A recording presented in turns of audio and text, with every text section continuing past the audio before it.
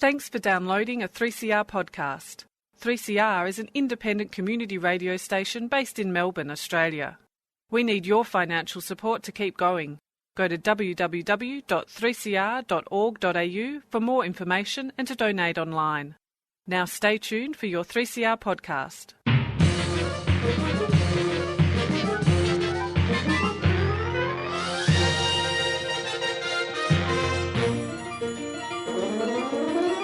Welcome to another episode of Lost in Science, and it is not your usual Lost in Science this week. Look, it is winter here, and we have been beset by various viruses and illnesses and afflictions. So what we're going to do this week is we're going to play a couple of great stories from the archives, and this is it's two amazing animal stories. It's not quite a triple creature feature because it's only two of them, but let's say call it a double creature feature, shall we say. We have Claire bringing a story that she reported on last year about some weird lack of sex, I guess you can call it, in Californian condors. These are the endangered California condor, the Gymnogyps californianus, that has been observed to have parthenogenesis, also known as virgin birth. Now, Claire will explain to us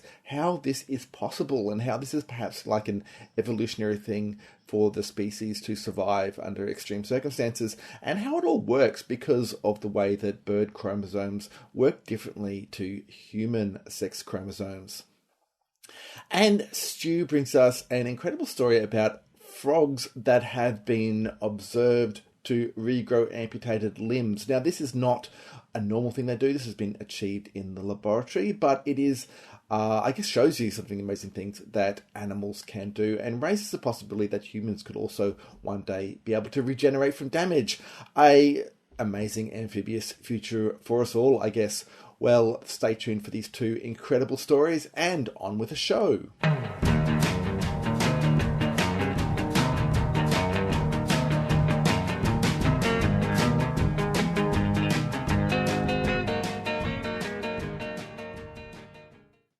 Okay, so you've heard of the birds and the bees, right?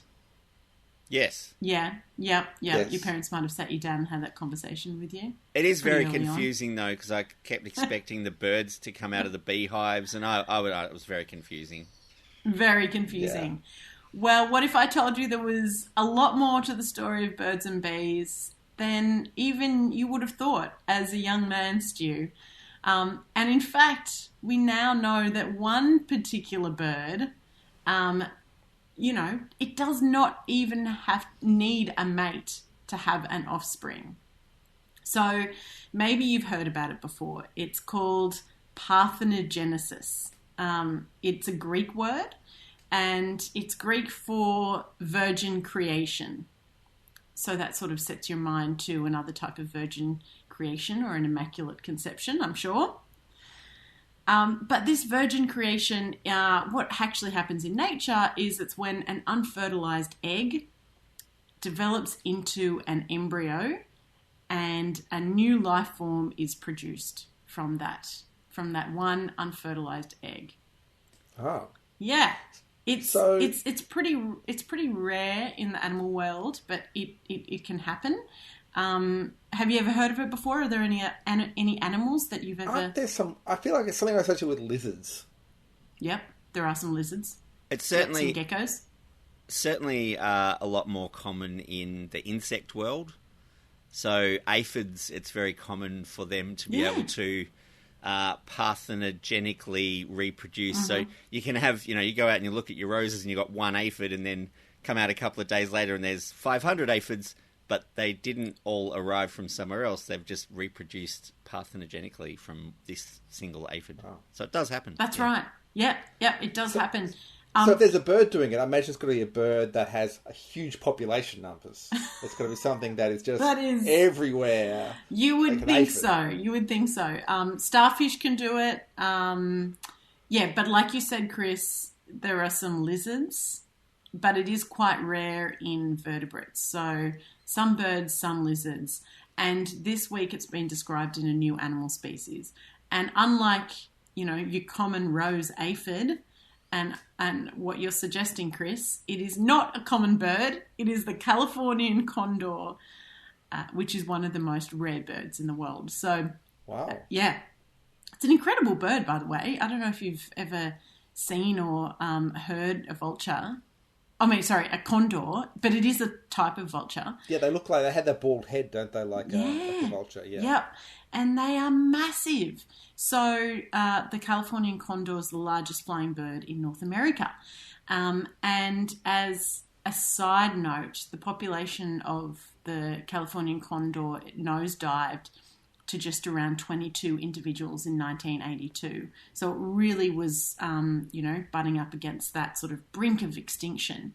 Mm. And it led to the development of a really successful captive breeding program that's been developing and raising chicks and growing the numbers in the population. And this week they published something, this group of researchers out of the San Diego Zoo, they published something that was quite unexpected about that the Californian condor can reproduce parthenogenically. So the researchers from the San Diego Zoo, they found out after doing genome testing of all the animals, because, when you're in a captive breeding program, you need to know who's mating with who in the zoo, so to speak. So you have to do rigorous genome testing to make sure you're maximizing your genetic diversity. And they found out that there are 2 male chicks who are fatherless, in that all of their genetic material comes from their mothers.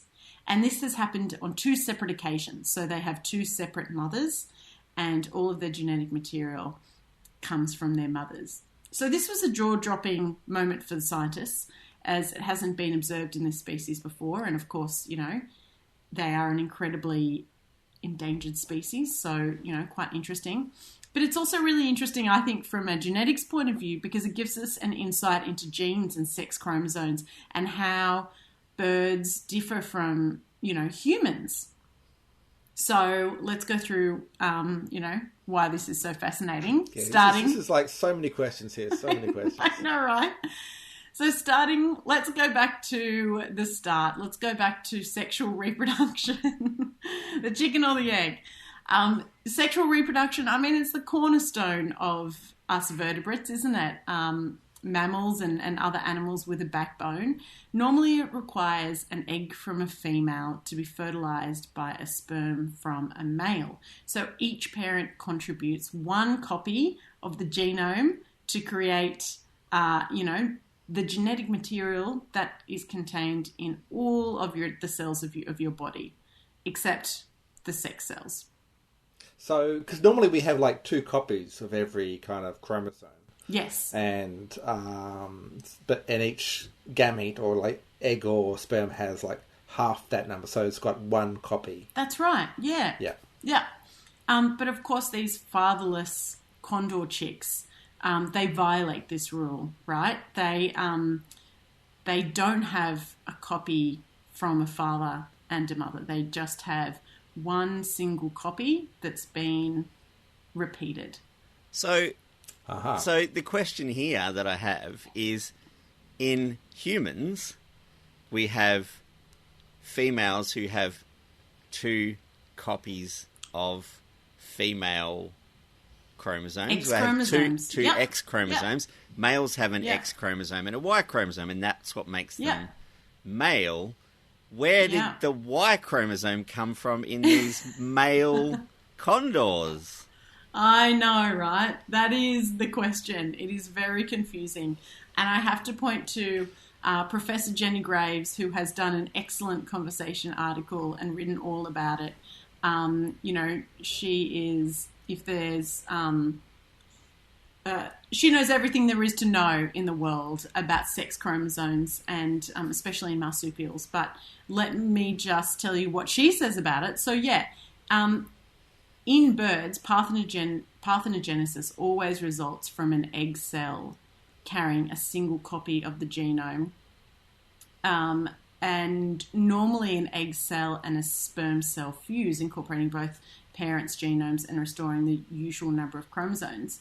But in parthenogenesis, the egg cell's not fertilized. Instead, it achieves the regular, usual double state by either fusing with another cell from the same division or by replicating its genome without the cell being divided.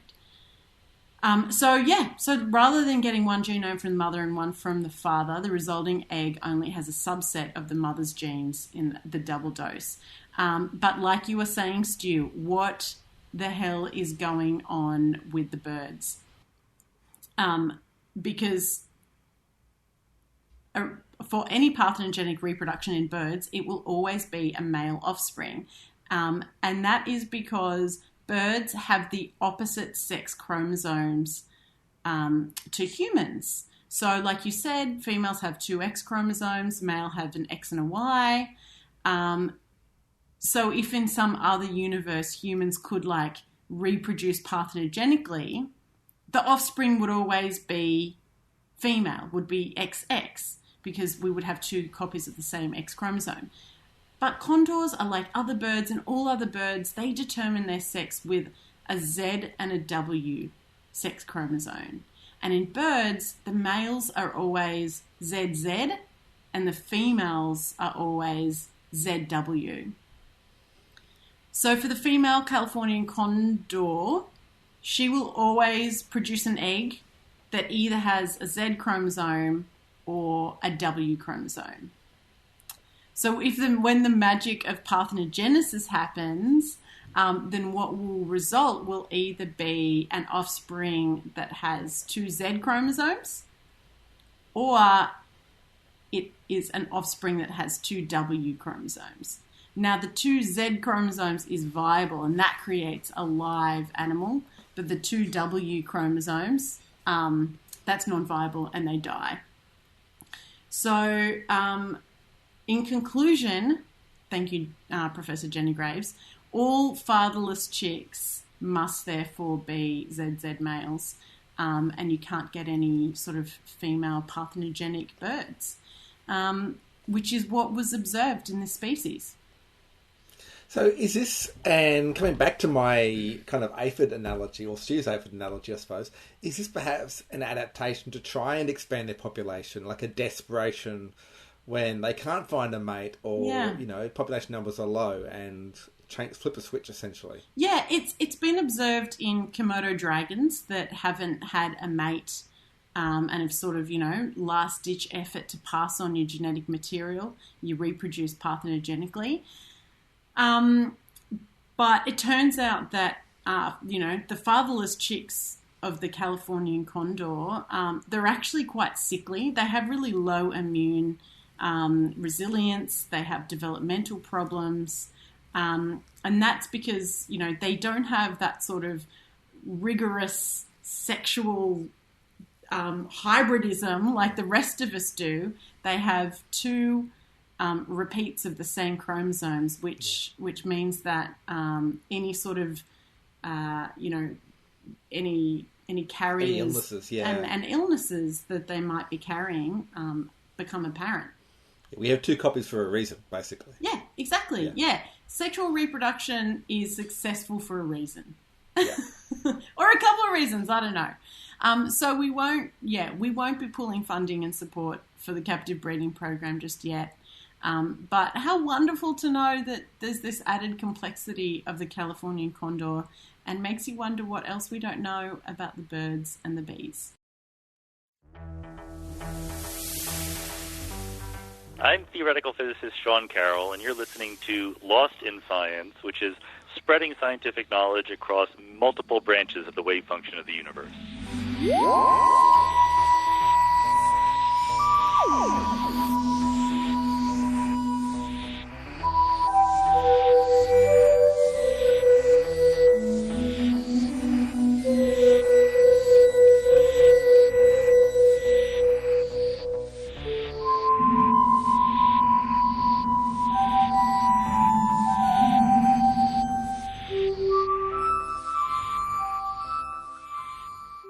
Now, I I don't know if you remember, but way back before Christmas, we were talking all science fiction, and I managed to catch up on a few movies over the break. I caught up with The Eternals, which is a Marvel movie. Got to say, not particularly science fiction-y, more like rewriting the history of Earth's legends, but, you know, a lot of fun, I thought. I saw Dune at the IMAX, which was amazing. If you haven't seen Dune, I recommend you go and see that at the cinema, unless you've got a TV the size of a, you know, semi-trailer truck. Can you just sit really close to the TV? Is that like a suitable substitute? Then you can see the pixels.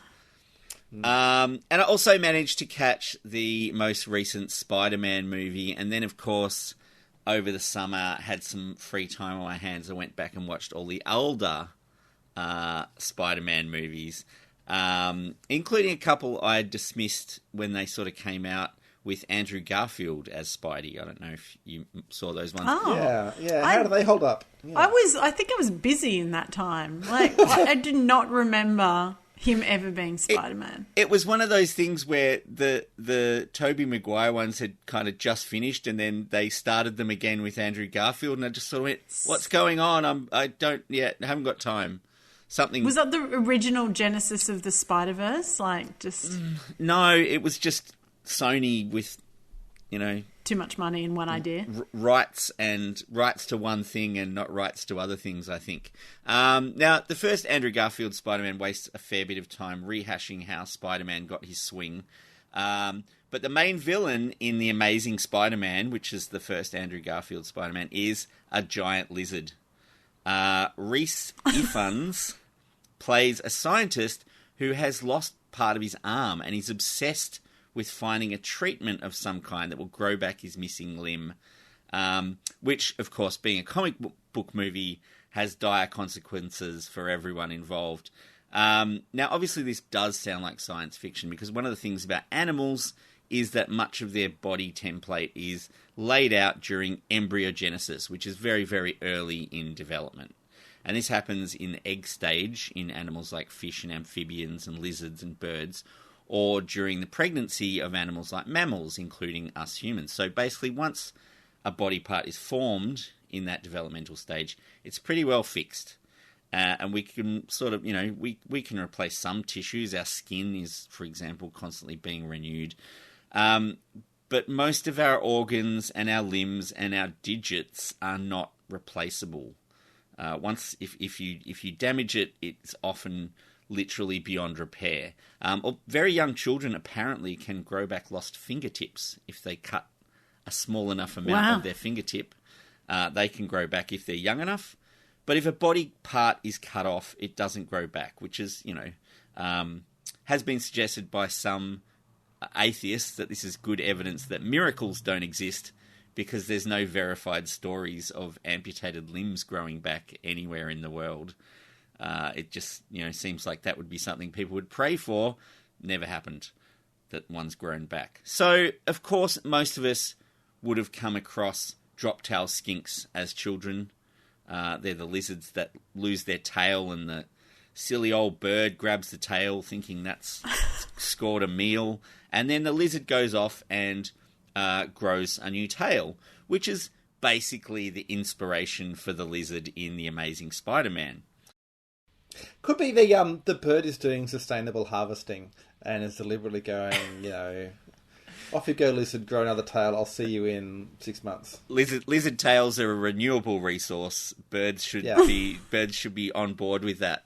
Some other animals can do this as well, including several species of amphibians like frogs and salamanders, and some reptiles. But not all species are capable of this type of regeneration.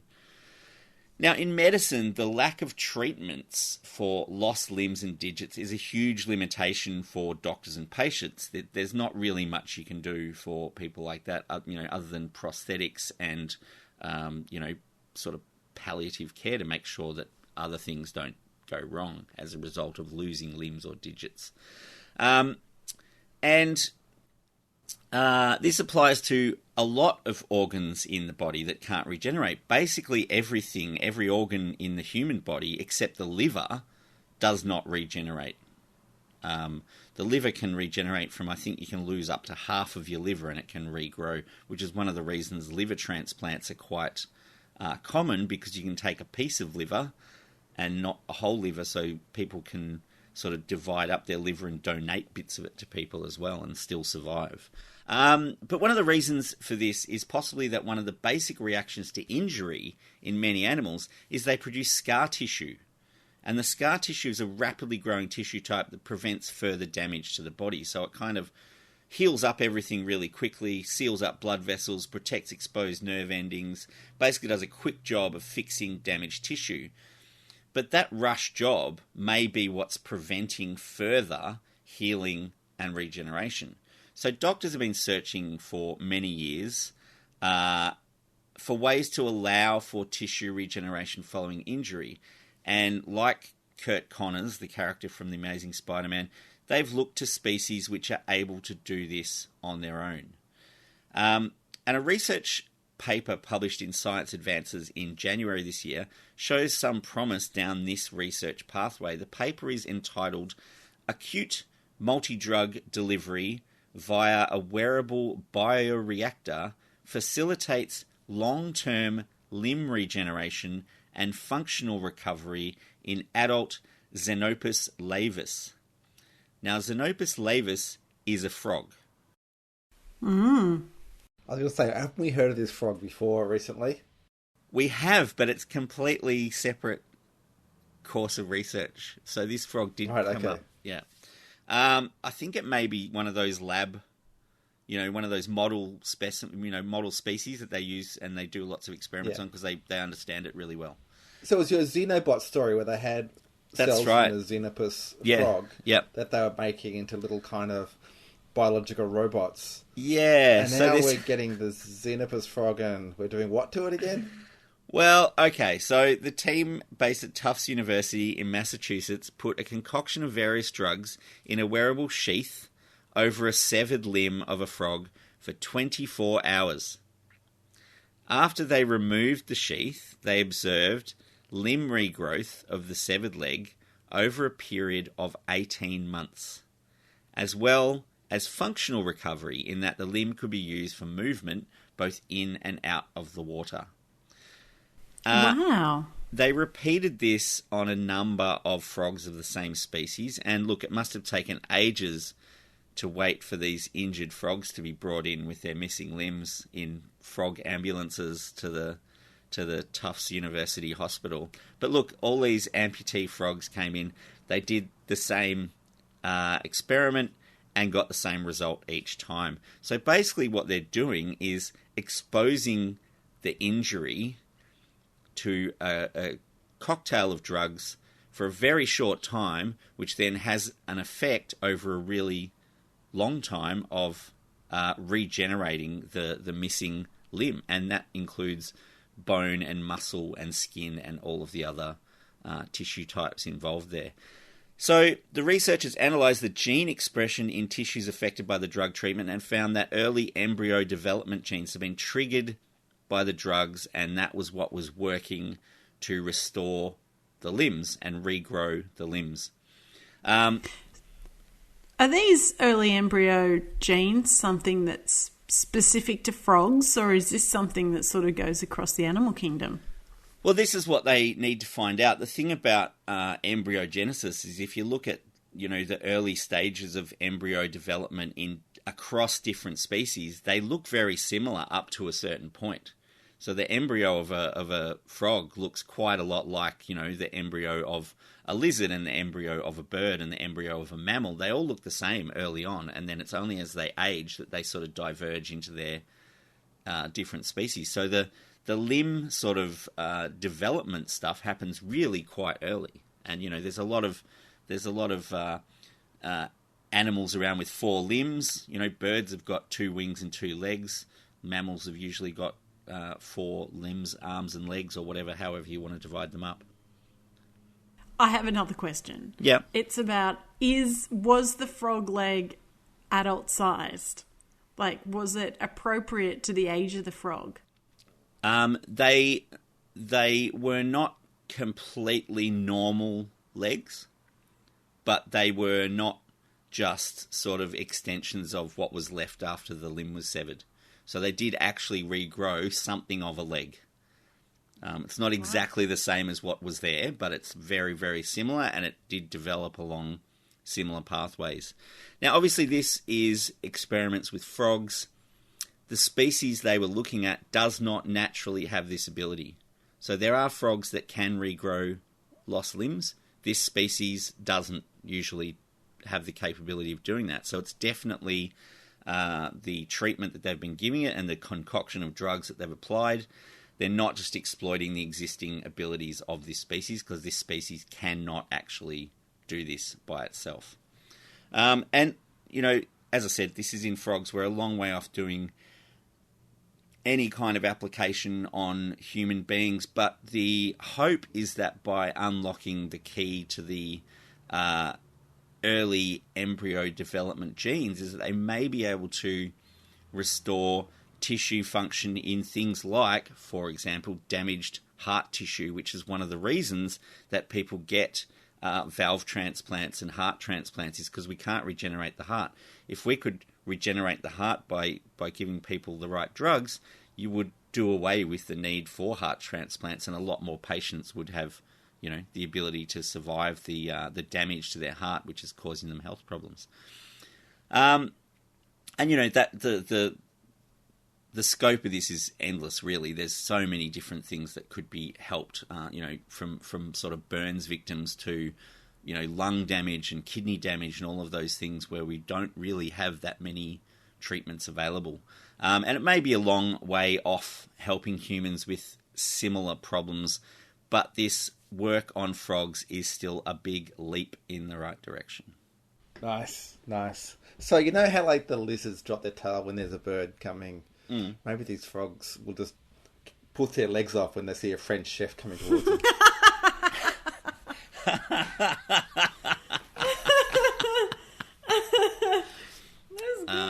Amazing.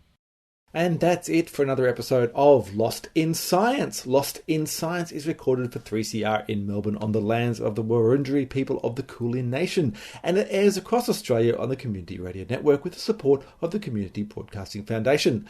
We would love you to get in touch with us. You can email us at lostinsci@gmail.com, or you can find us on Facebook, we're Lost in Science on 3CR, or on Twitter, where we're at Lost in Science 1.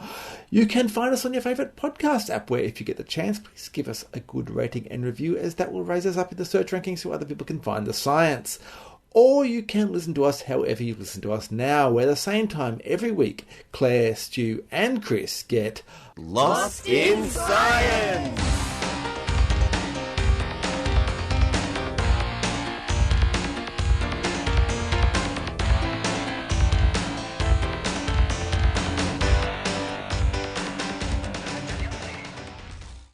Thanks for listening to a 3CR podcast.